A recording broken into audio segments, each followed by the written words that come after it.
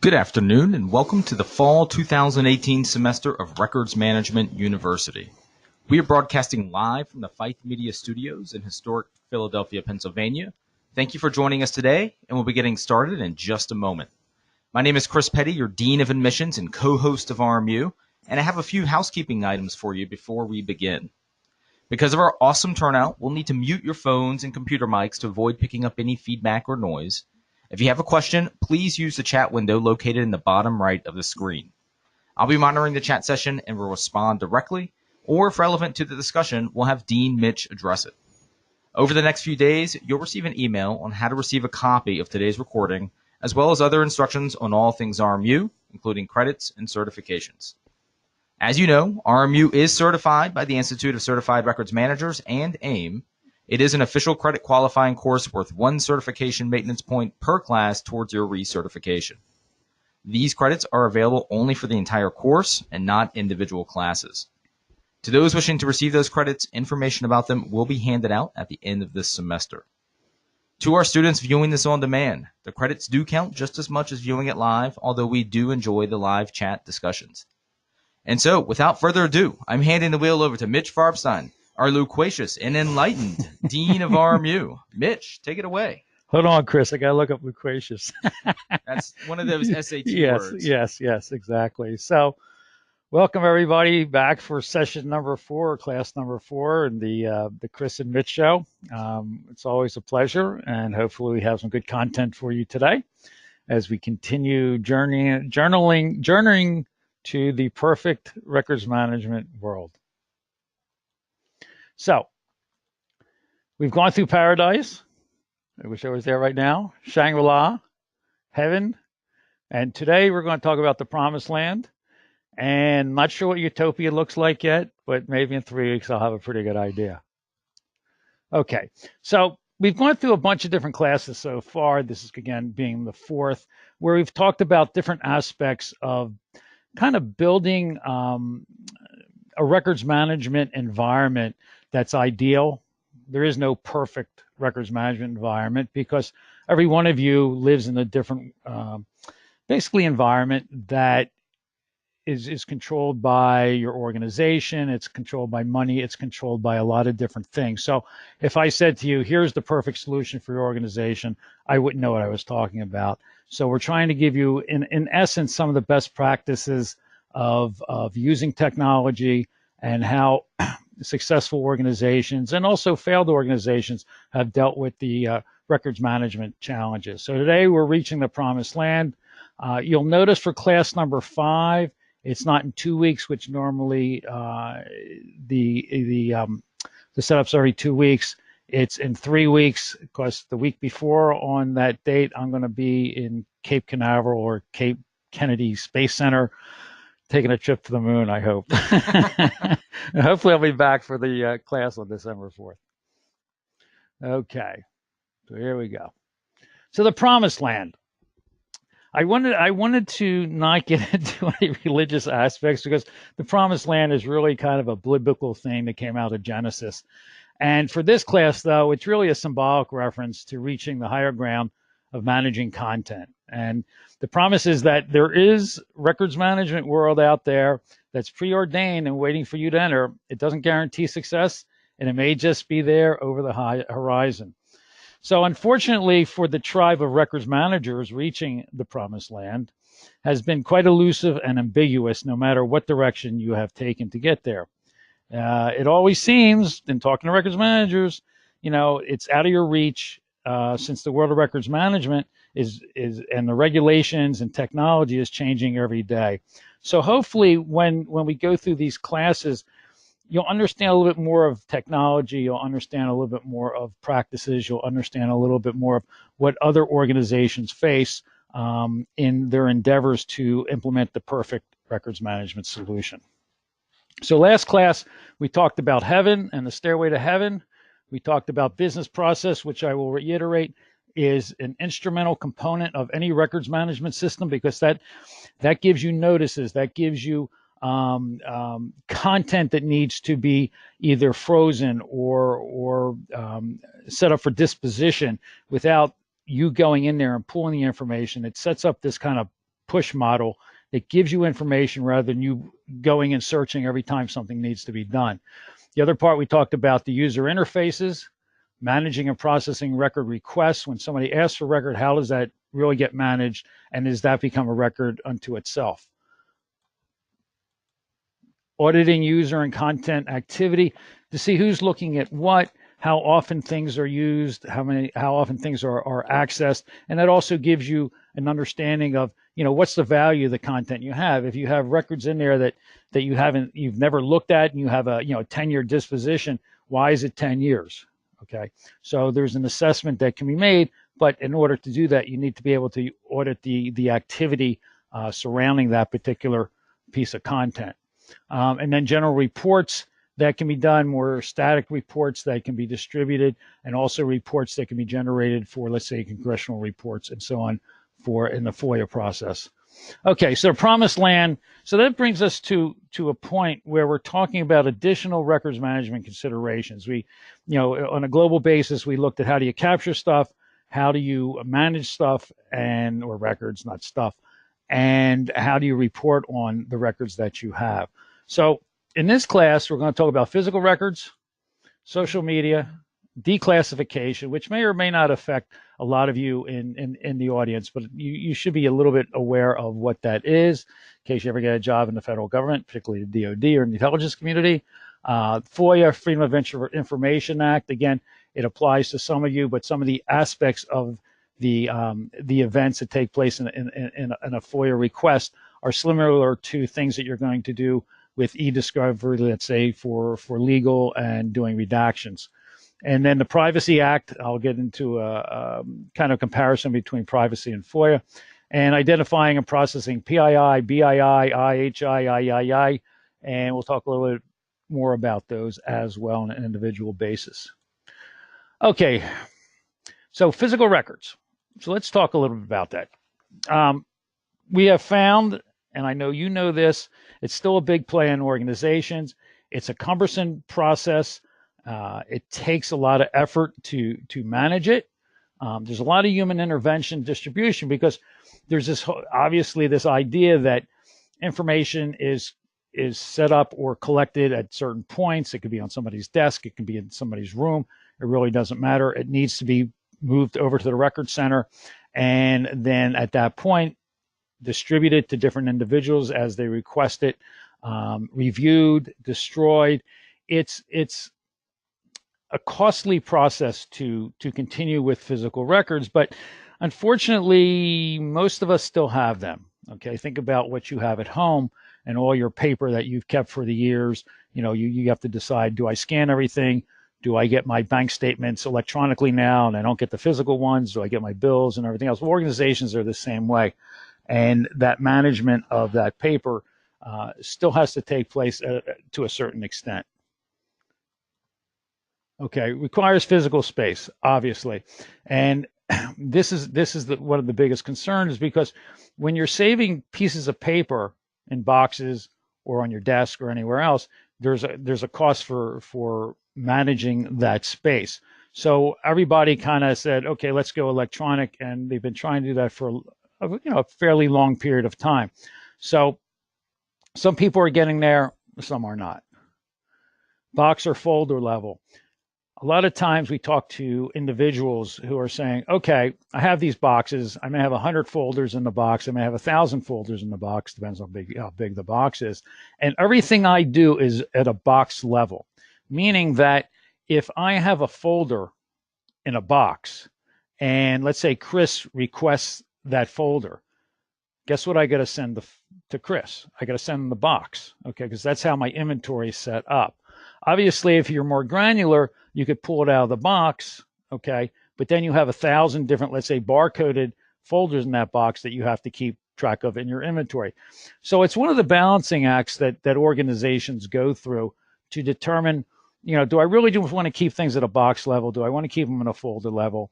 There's a great deal of efficiency in both. It all depends on sending the box and making the user go through the box to find things, or having the folder identified as a complete record and just pulling the folder, sending it to them, having it returned, and putting it back in the box. So there's a couple of different ways to consider that. And most systems out there should be able to accommodate that process. And like I said, I know there's a lot of systems out there. There are organizations now that don't even really have a physical record system.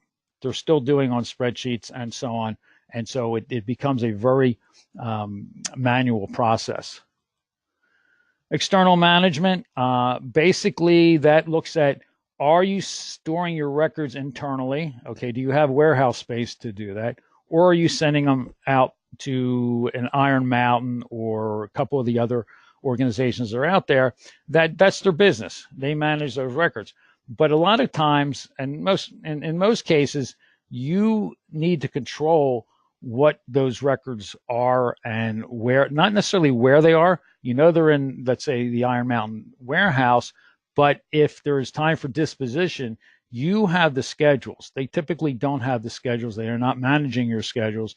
You need to have that. So you need some data source or database source that allows you to understand when things are ready for disposition, and then you can notify these organizations. And then the back part of that is there's some recognition of the destruction of those records, and you would typically need to save that as an electronic record within your system, because they're not typically saving your electronic records, but some of them do offer that service as well.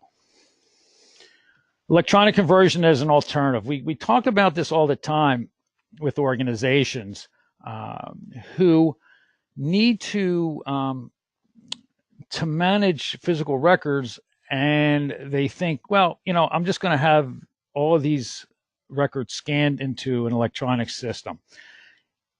They can do it in-house. They can do it with an external organization that can scan, index the documents, and so on. Again, what you have to balance is what's the cost of doing that versus the cost of, basically keeping the paper where it is and just starting with electronic records independent of that. And what normally the organizations will do is, when a record has to be pulled, a physical record has to be pulled, maybe then they will scan it and put it into the system and destroy the physical copy. One of the challenges with a lot of organizations is, legal has not said you can destroy the copy, or the physical record. So you're still saving the physical record. You're saving an electronic version of it. There's been no decision. And so you still have these physical records that are they're discoverable. So when I even get rid of the electronic ones, do I still have the physical ones around? So again, it's kind of a challenge, and it has to be well planned out, especially as you transition from physical records to electronic records. So the goal really in all this is to understand your costs of managing the physical records, and in conjunction with, a single records management solution for both physical and electronic records. If you have disparate systems doing it, you can do it. A lot of people are doing it that way, but there's a cost to doing that as well, because now you're supporting two different systems. Okay, so I have a survey coming up. I know you're dying to participate, as usual. So the survey is, when managing your physical records, do you store records on-site, use a third party, both on-site and third party?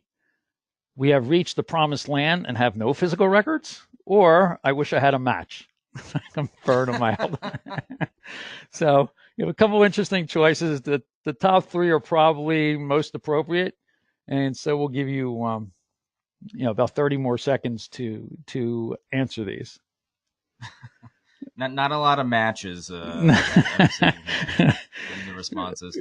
It's a wish. It's not that you're going to do it. Right, it's just right. a wish you had a bigger pack of matches, because you go to some warehouses, and I've seen a lot of them. It's like, have they ever looked at this stuff? Right.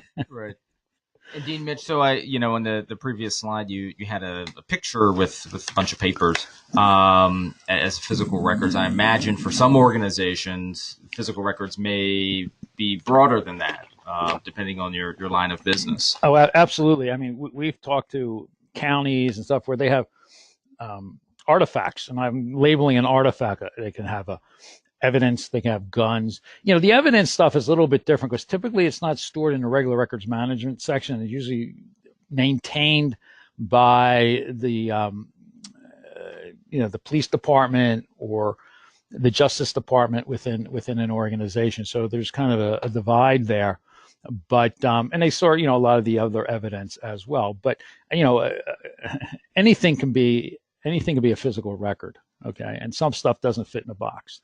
I guess a cadaver, I don't know what you do, but I mean, it's evidence. But might need a match for that one.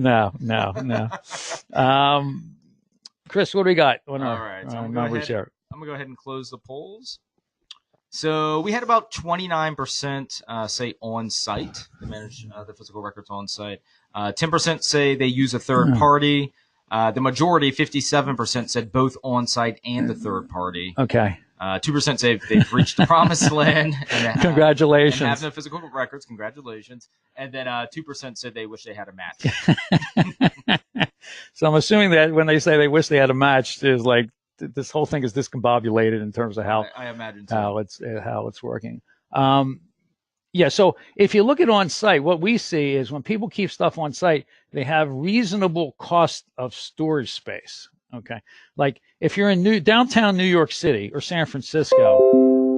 Whoa, are we okay? We're okay. All right.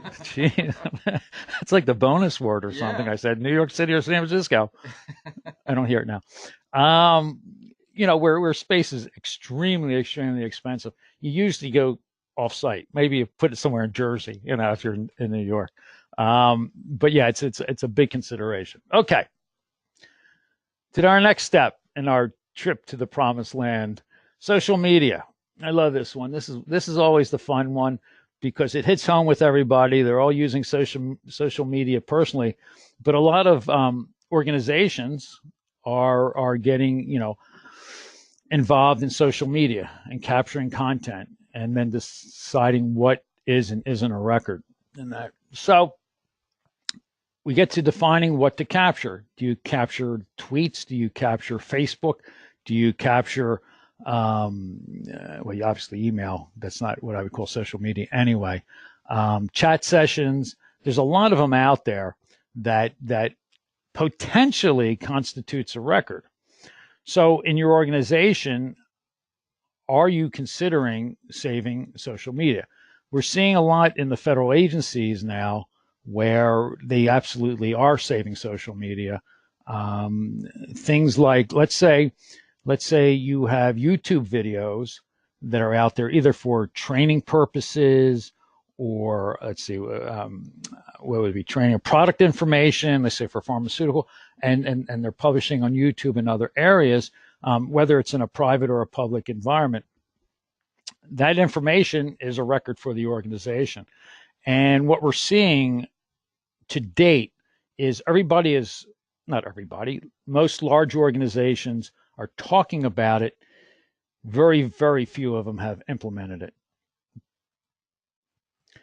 Okay, so you have internal and external tools. So there are social media events that go on in a closed environment, meaning that in your organization, you can share information, you can chat, you can do these kinds of things. It's not going out to the internet in general. And that information, typically, since it's in a closed environment, would be saved. It's easy to save. There's tools out there and products out there that can generate the content in a way that your records management system can ingest it without really a lot of effort. And then there's the external tools that are a little bit more challenging because typically if you're bringing the content in, so let's say you have tools out there that are searching the internet for comments about which is called signaling in the pharmaceutical industry, looking at comments, general comments that are not being reported, let's say, to a physician in a trial study, but people are just going out the internet and say, oh boy, this stuff is horrible, and I hope that nobody ever uses it. They want to capture that kind of information. Those tools are a little bit more challenging because you need to grab the information and then get through the firewall. So there's a little bit more cost in doing that. It's a monitoring thing, and there's services out there that actually monitor the web. All you do is you basically register with them. you pay a fee, but then they basically look out for that information about your organization or about your product and make that available to you from different aspects of social media. Ephemeral messages, we've talked about this in the past with regard to privacy. Ephemeral messages are ones that are like Snapchat or some of the other ones where they're here today and gone in seconds.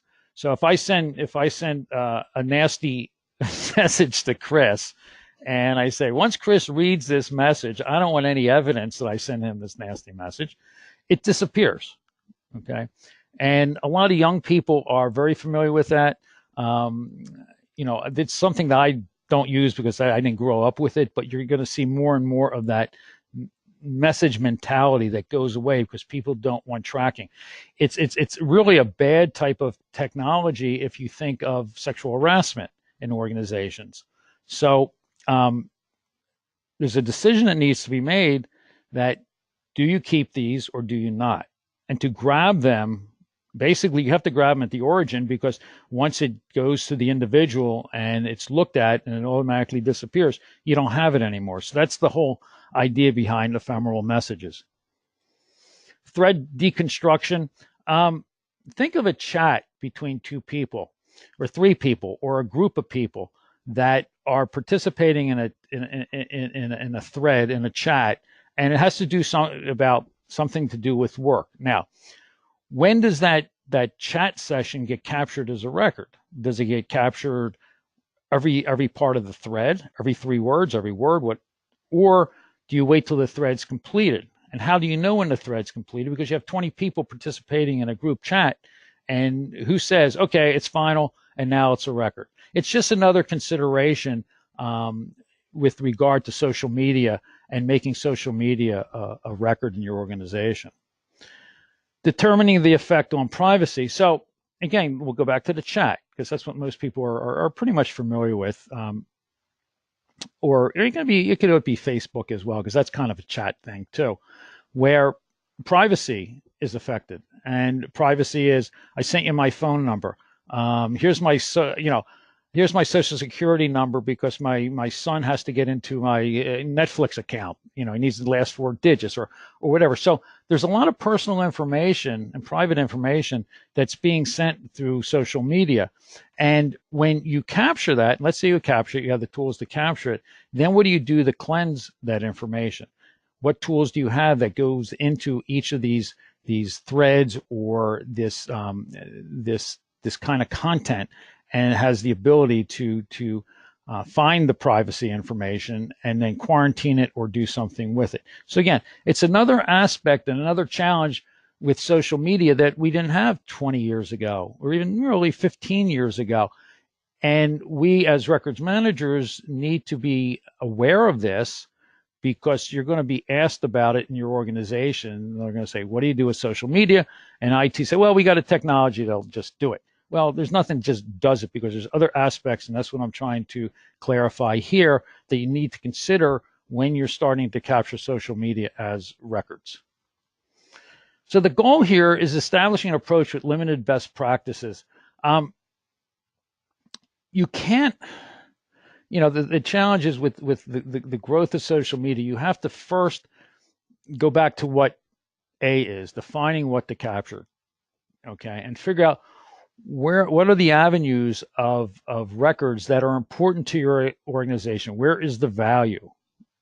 And after you make that determination, then you need to take a look at what the tools are out there that will give you the most bang for your buck in terms of providing that to you, and assuming that your records management system can handle it. Obviously, if you only have a physical record system, you probably won't do much with social media.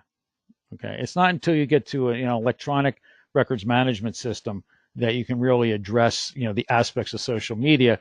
Just like when we first went to records management for, let's say, Word documents and spreadsheets and so on, the thought of handling email was kind of an afterthought, but there really isn't much different between, they're both data files in effect. It's just how you capture those data files, which are much different. Okay. So Promised Land survey numero dos. Are you currently capturing social media and storing as records? Okay, that's an interesting lead-in. I didn't have to think hard to come up with that question. So if you say yes, 1 to 2 technologies you're interfacing with, or 3 or more technologies, or no, or there's no current strategy for social media as records. So the survey is open to all you participants, and let's see what you vote for.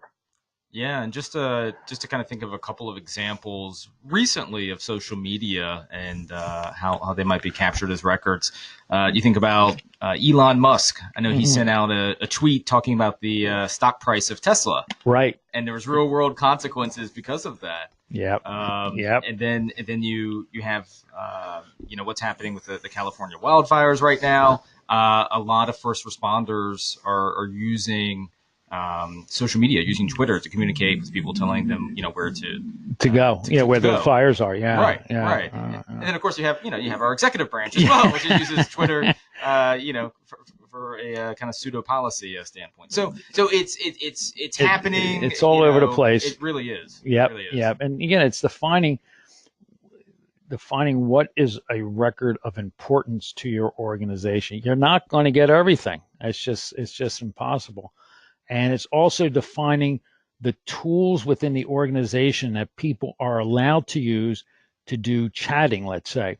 You have to either use a known PC or phone within the organization, and those chats have to go through basically a different tunnel. Okay, you have an application that gets downloaded into your phone, and that application talks to a particular server, and that's how you're going to do chatting. But it's a challenge, because if you're doing on your personal phone, you got to determine, all right, I have this application for chatting for business, but otherwise I can use Messenger for all my other stuff. So yeah, it's a challenging world. What do we got here, Chris? All right, so I'll go ahead and close the polls.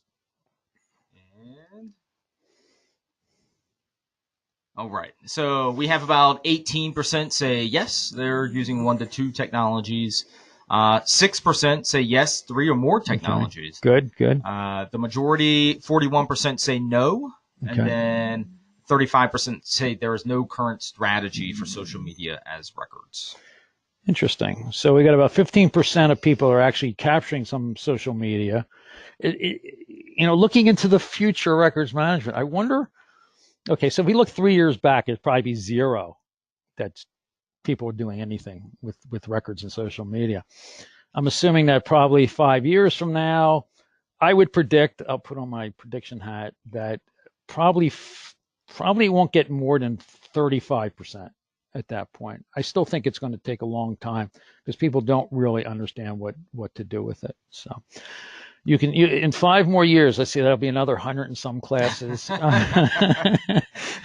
We'll just ask the same question. Yeah, I'm going to ask the same question and see what the response is. Okay, great. Thanks, everybody. Moving on. Okay.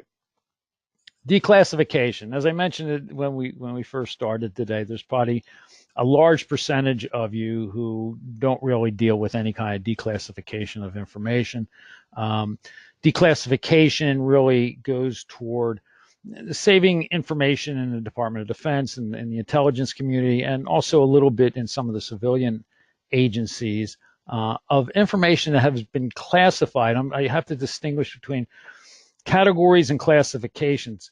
Categories are basically the taxonomy used to say, this is, a financial record, this is an HR record, and then you can go down as many levels you want into that taxonomy. Declassification and classification is really, is a document secret, top secret, and there's a few other classifications there. So declassification really addresses saving classified or top secret or secret information that is not to be disclosed for an N number of years, which is pretty much set by agency and Congress. Typically it's 25 years or 50 years where this information is not allowed to be released to the public. Okay, so it's a very complex manual process that organizations go through today, because it's not like, okay, give me a sampling of I have 10,000 classified documents that I have to go through this year. You don't take a sample of 4% and say, okay, everything else, these 4% are okay, I can send. Basically, you have to look at every one of them. We deal with some organizations that use. We have a piece of software that does declassification. They may have 1 million records. And 1 million records doesn't mean 1 million pages. It means multiple pages within those records. So it could be millions and millions of pages that have to be reviewed and find and make sure that the content that they are releasing based on the rules is allowed to be released. Now,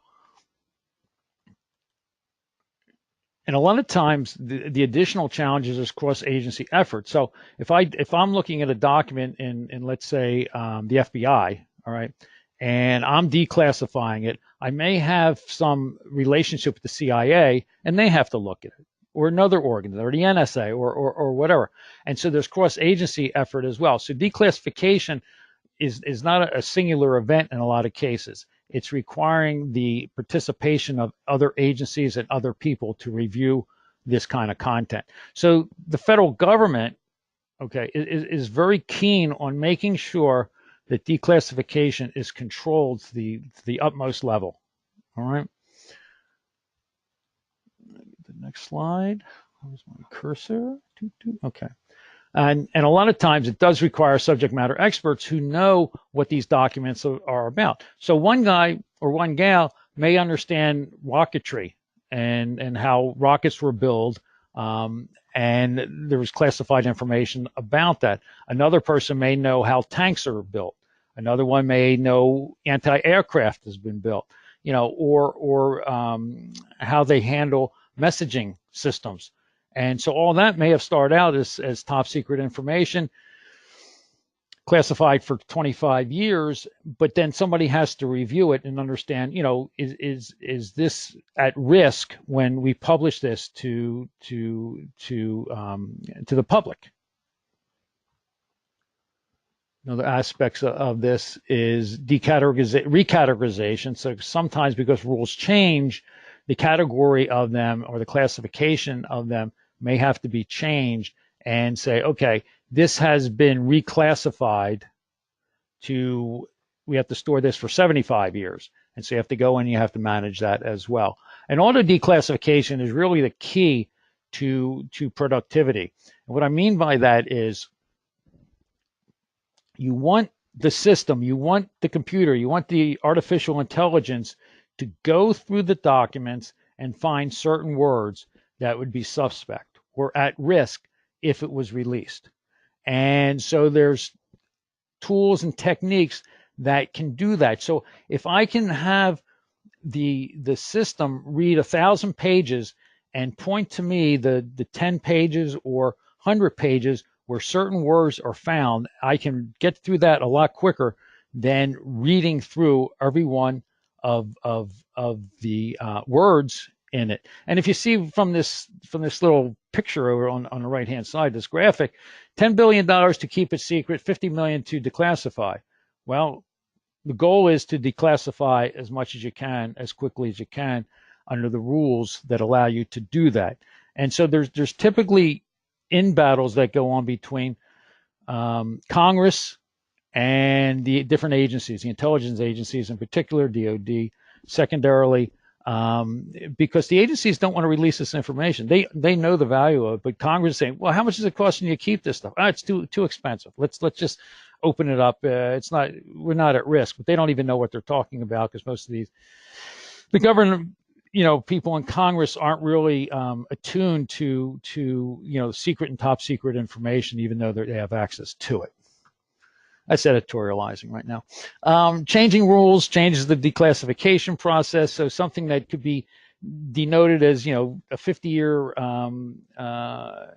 classification, they may, next year they say, no, it's 25 years. So what happens when you do that is all these documents that were hanging out there and waiting for 50 years, okay, now become subject to a declassification immediately.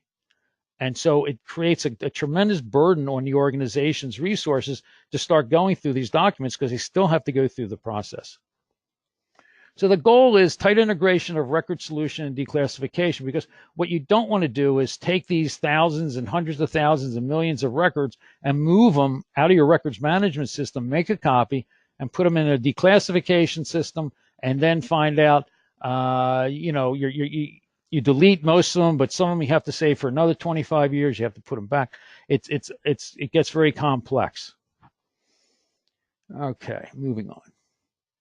So, Dean, Mitch, with those costs of keeping items classified or declassifying them, is there a financial incentive for more organizations to declassify their records? Well, obviously, if you can declassify them and you don't have to retain them any longer, and you just push them out to the public, however you deliver it to the public, because the public's not going to get into the NSA system. Okay, so it has to be pushed to some public reading room. Okay, and somebody owns that. I'm not sure who, but you get rid of all that storage. Okay, and it's not just the storage of the documents, it's also the full text storage, it's also the backup copies. It's very, very expensive to manage classified information. As I mentioned, when you have millions of pages or millions of documents, that's a lot of storage. Yeah. Okay, and in a lot of cases, the same documents are stored across different agencies. So one's in the midst of declassifying one, and one's saying, no, I got to keep it longer. That's that whole interagency thing that gets very expensive to manage. All right, thanks. Yeah. So Freedom of Information Act, I'm sure most of you have heard of it. You all have access to this, and it's predominantly in the government sector, where it's Congress, it's newspapers, it's the individual in the public domain can ask for certain information. I think the highest one or the biggest one that's recognized, at least for the FBI, are the records on what's that singer? Elvis Presley. I was thinking JFK. But... No. Well, yeah. No. Elvis Presley, I think, was the biggest one. But like I said, it's predominantly in the government sector, but there's other similar types of things that happen in the public as well. And a big part of this is this notion of redactions. And redactions are instrumental, because if I have a document that has, and we're going to talk about this in a little bit, personal identifiable information in it, it has, if they're, looking at something and you've only asked for the information about Elvis Presley, if there's other names in there about, I don't know, some mobster, right? They have to redact that information out. So it's a very, very cumbersome process to go through. It's very, very expensive. In most cases, the records that are sent to the requester of the content, unless they're a newspaper or a magazine or something, they don't get charged. And it all depends on the level of effort to do it. And there's a certain period of time in which it has to be performed. So, and obviously most Freedom of Information Act actions are against records in the organization, because if you have to go discover what's on all your file shares and everything else, obviously in terms of time and effort, it's going to be much, much higher. So this is why a lot of the federal organizations in particular have really are starting to concentrate on getting all their records in one place. So when these requests come in, they can address them very, very quickly.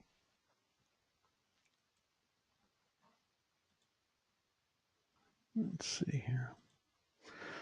Reason code assignment and reporting. Okay. There's a process where each of these redactions have a reason code. Okay, there's a whole bunch of them, and different agencies have different reason codes.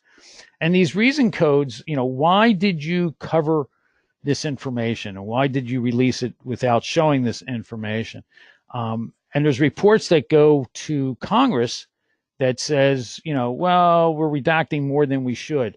And Congress reviews these reports, and the organizations can get reprimanded or fined if they're, just not releasing very much information using the Freedom of Information Act.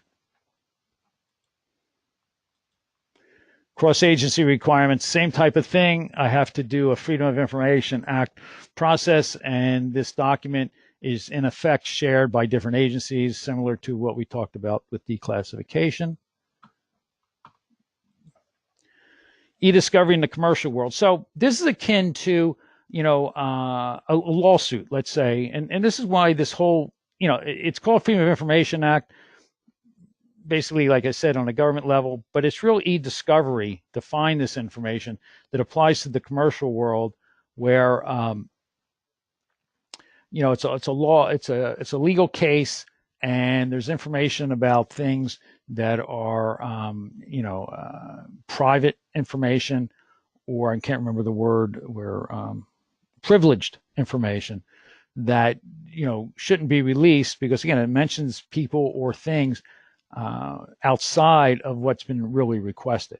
So this has to go through an e-discovery process, and in finding and redacting that information as well. So again, it's not just for government that this whole process of discovery needs to take place. And you can see here with physical records, it's very, very complex. Okay, you have to get a copy of the physical record, because you're not going to do it on the original.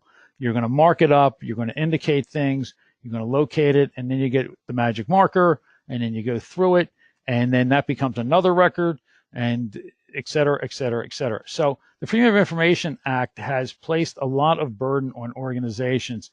And if your organization is somewhat disorganized, or you really don't know where all these records may be, for e-discovery for legal reasons or Freedom of Information Act, it's a big challenge. So you want to make sure that this is one of the focal points in the future, because this whole idea of transparency is getting bigger and bigger, even in the commercial world.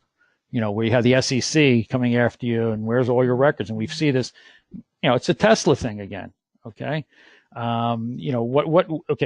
Once you open Pandora's box, the SEC wants to see more.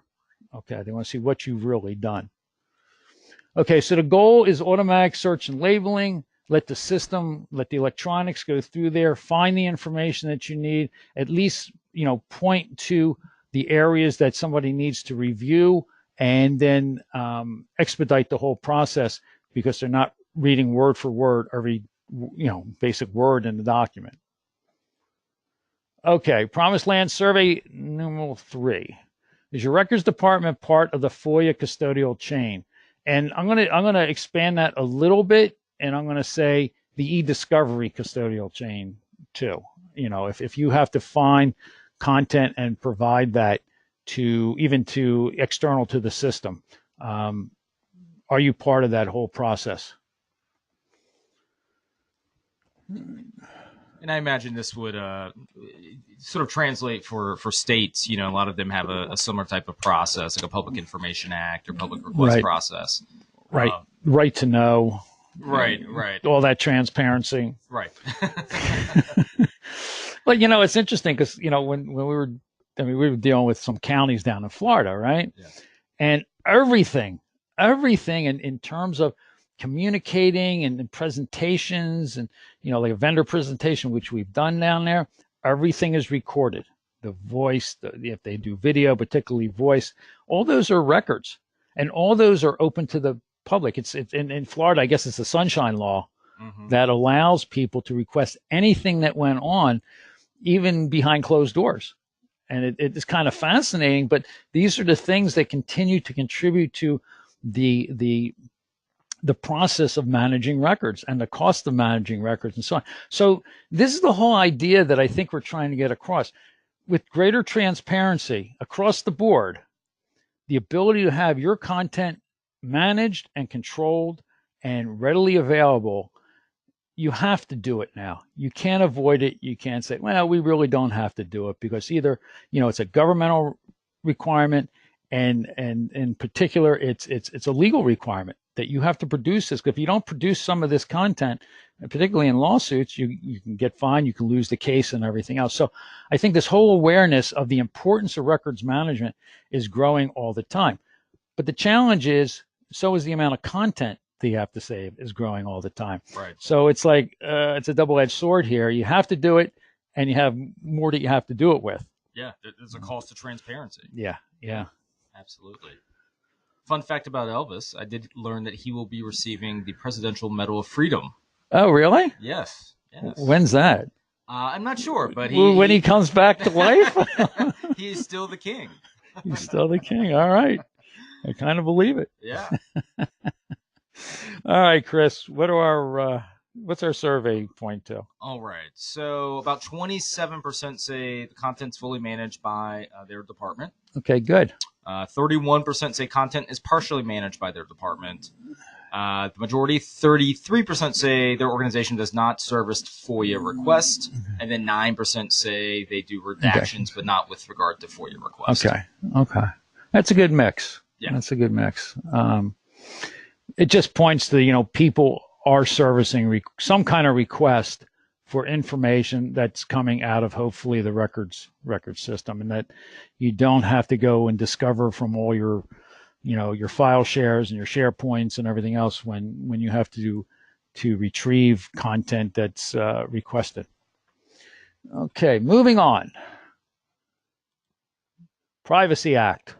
Okay, so the Privacy Act is different than FOIA, and sometimes people get these mixed up. I mean, it has to do with records, okay, but it has to do with personal information practices. In other words, let's say Chris thinks that the FBI is keeping tabs on him. You couldn't do this years ago when what was his name? Who was in the head of the FBI? I'll remember. Not Mueller, but long time ago. Comey? Oh, no, long time ago. J. Edgar Hoover. Okay, he had most of the stuff on Elvis. He did. Yes, he didn't particularly like him. No. He didn't like liberals. But anyway, that's political. I don't think he liked most people. No, that's true too, especially Bobby Kennedy. Anyway, moving on. So fair and personal information practice. So if Chris thinks the FBI has information about him, okay, he's not asking for freedom of information. He's saying, okay, I want to know what you have.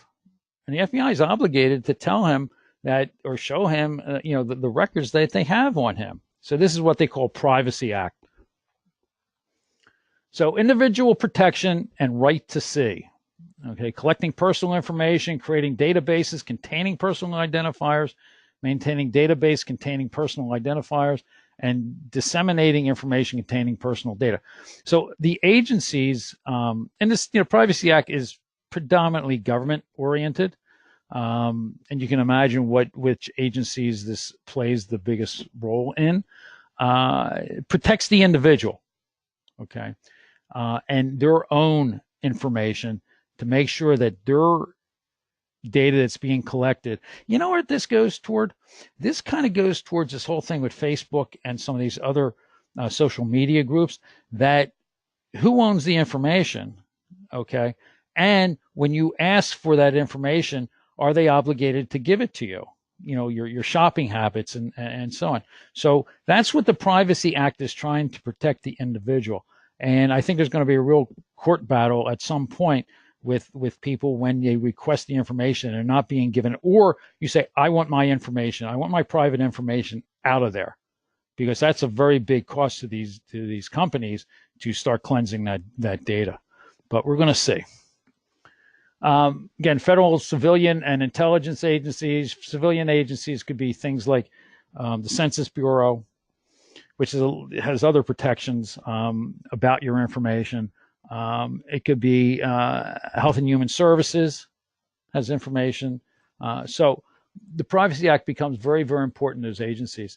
Again, HIPAA is the same type of thing, okay, where you have information about individuals that's being shared across, insurance companies, medical facilities. It's really weird. I went into to get a physical or something at one point, and they were asking what drugs I take. I mean, legitimate drugs, okay, mental drugs, and they knew more. And I never been there before, okay, to this service provider. And they knew more the drugs that I have used, okay, than I could remember. And it's like, how do they get that information? Well, that information is being collected by the insurance companies and shared with any medical provider. It's like, isn't that private? They even knew the drugstores that I got the stuff from. So anyway, that's just, I just find it all interesting in terms of the Privacy Act and how information about you is available and you don't even know it.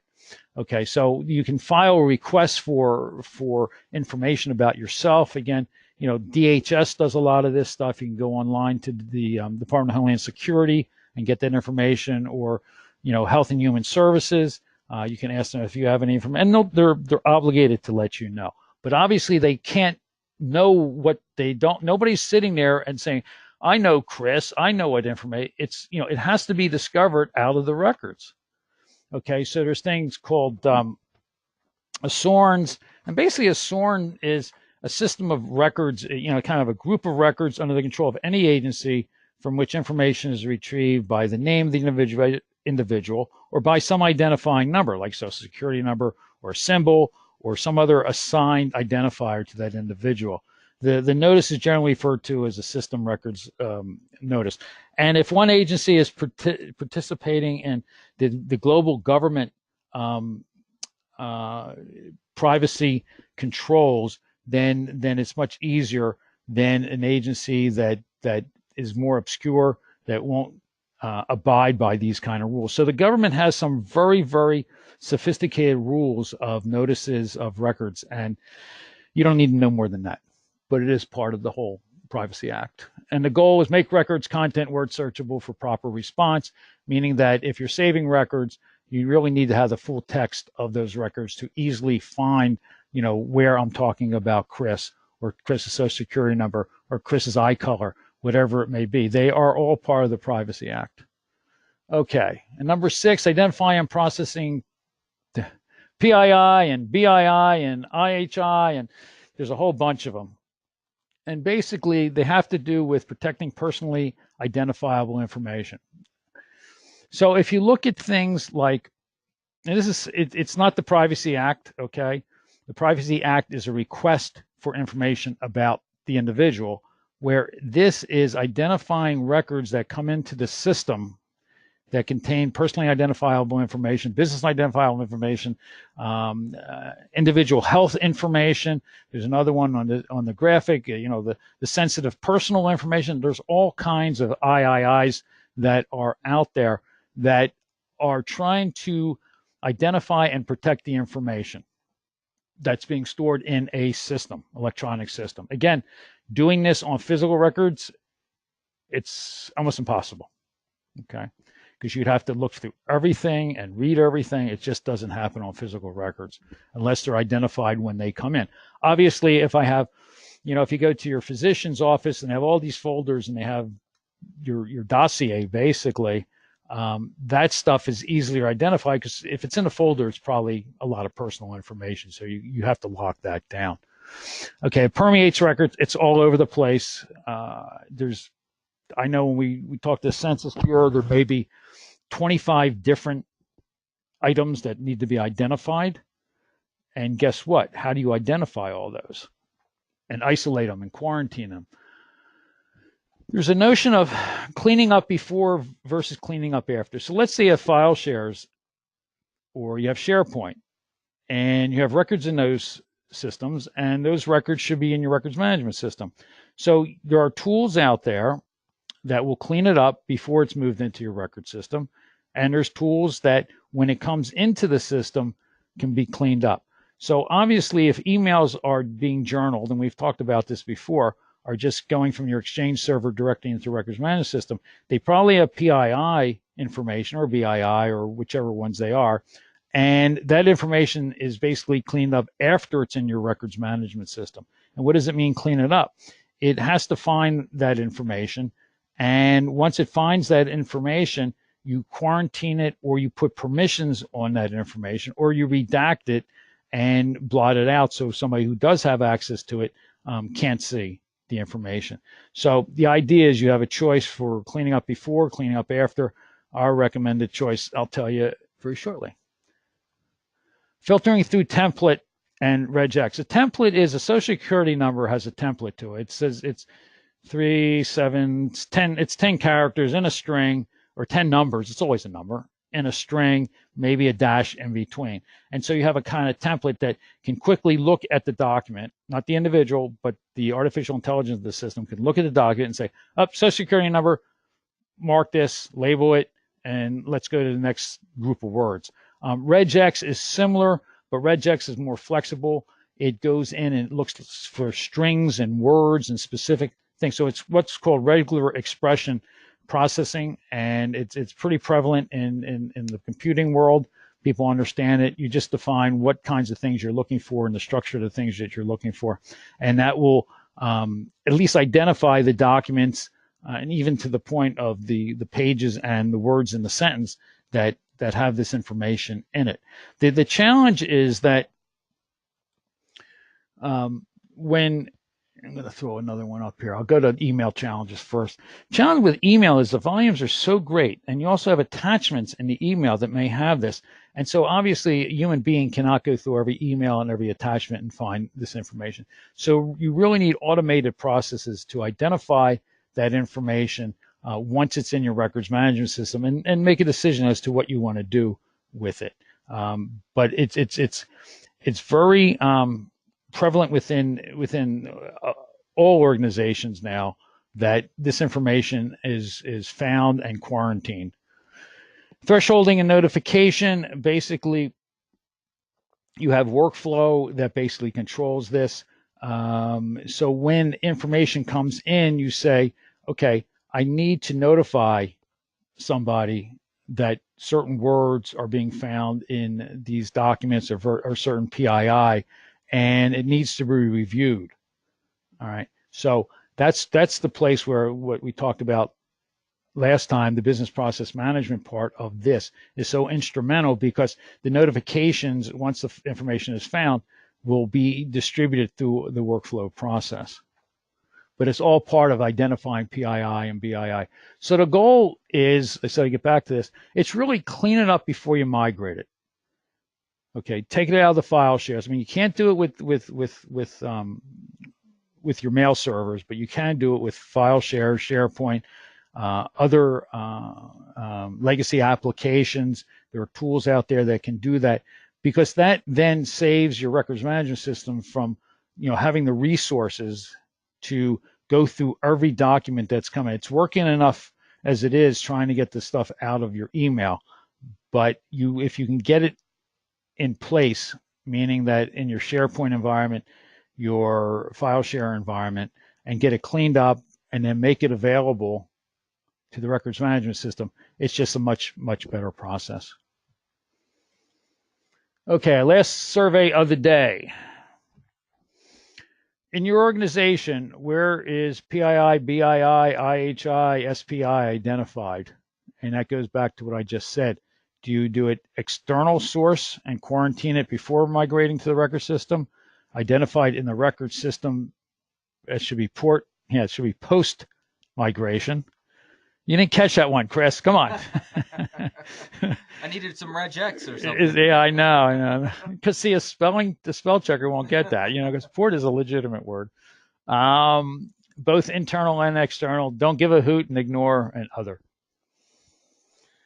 So this is your last chance to chime in today, unless you send in some questions as we wind down.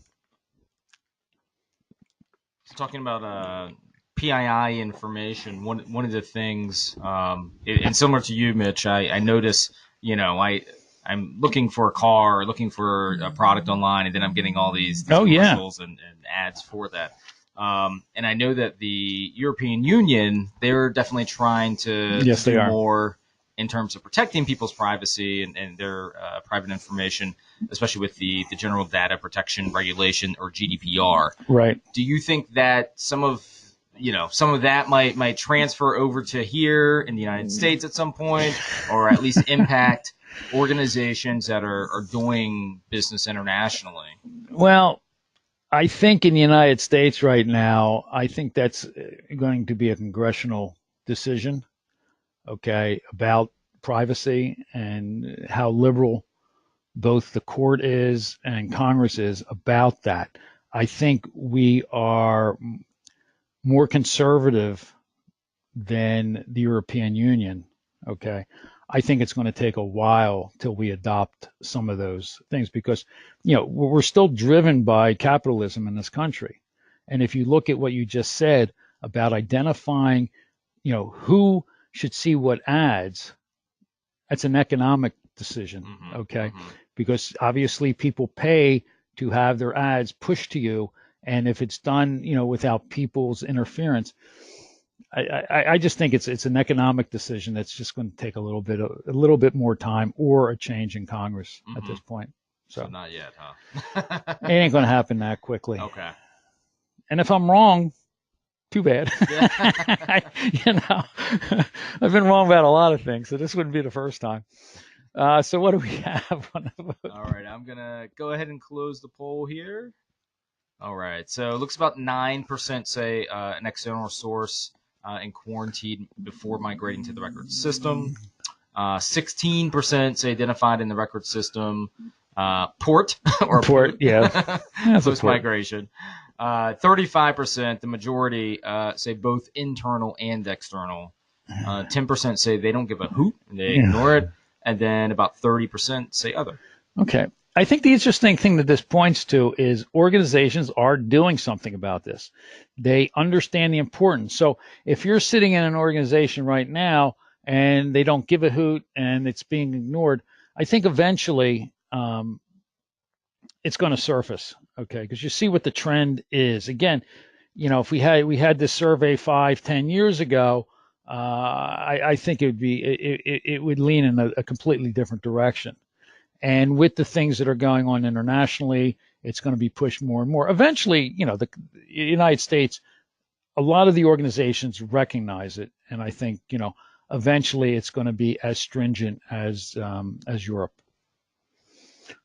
I won't even comment on China because I don't think they have any idea of privacy rights. I don't think so. Okay.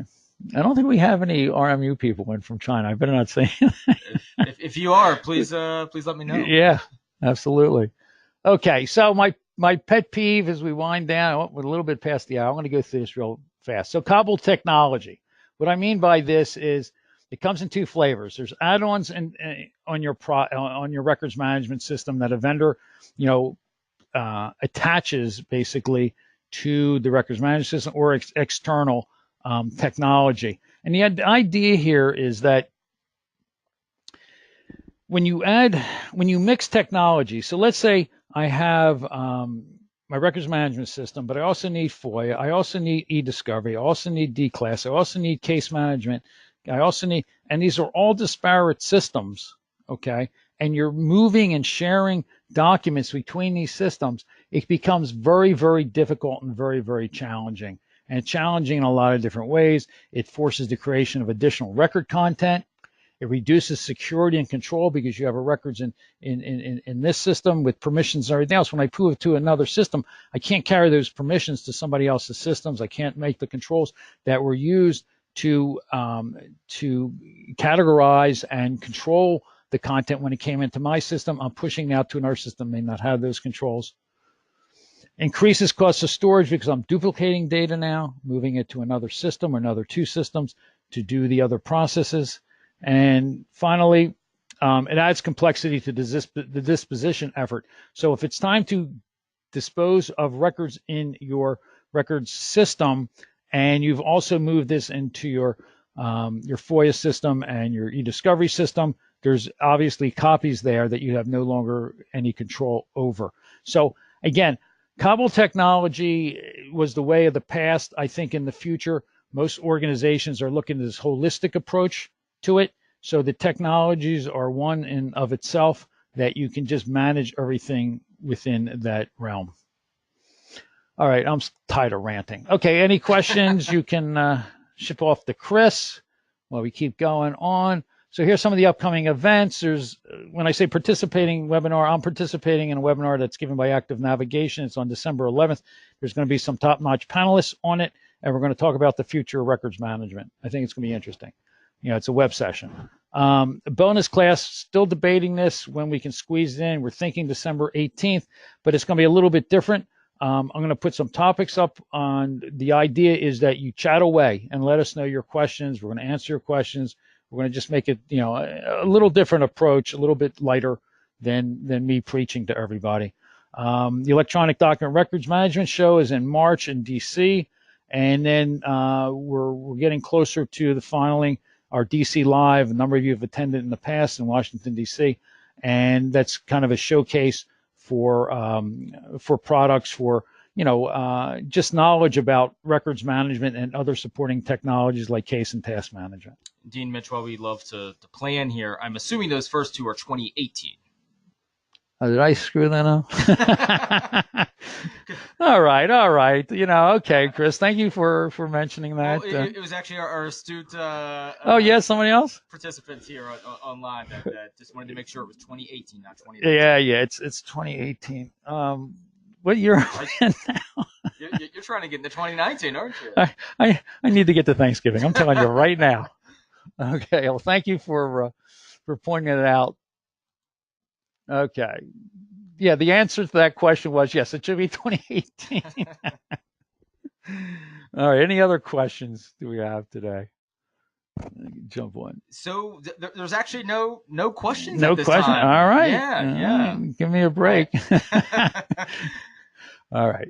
We're going to keep moving. You can always send them to the community board. And so we're keep climbing this ladder to perfection. We got one more basic rung we have to get to get to Utopia and then reach perfection. So we hope we'll see you all in 3 weeks. Remember, Faith Community site for Records Management University. It continues to grow, and we appreciate everybody's participation in it. And there's the link. What's next on the journey to perfection? Utopia, which is the fifth and last scheduled class on December 4th, 2018. Okay, so what do we do now? We have all this content. We've done everything right, and it's time for the end-of-life strategy. And how do we dispose of things? How do we transfer? How do we look at, ways of managing the goal, as I just mentioned, a holistic record solution, which is perfection. Okay, Chris, we're down to the last slide. Here we are, and class next is Tuesday, 3 weeks.